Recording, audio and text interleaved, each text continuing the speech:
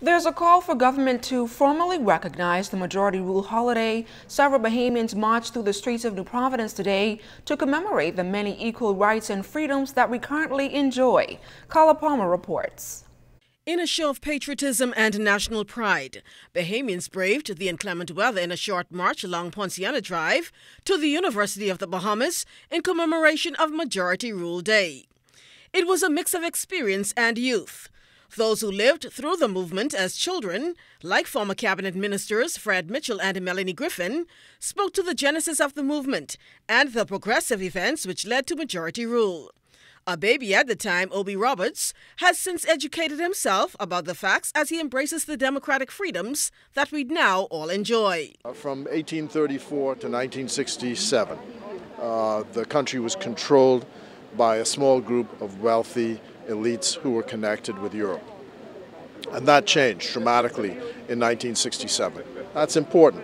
This is not all about black people. This is about a people united, because not only were blacks impacted by majority rule, but there were also those whites who, of course, those who did not have property vote and those who did not own companies, who were disenfranchised in many ways as well. Blacks 60 years ago couldn't own land out in the western tip. That's Cable Beach that we drive through every day. If you're going to Wendy's or you're going to Super Value, those areas were off limits. The march was spearheaded by the Progressive Liberal Party. National Chairman Fred Mitchell says while observances leading up to majority rule may have occurred under the PLP, he says the progressive fight for basic human freedom was for all Bahamians.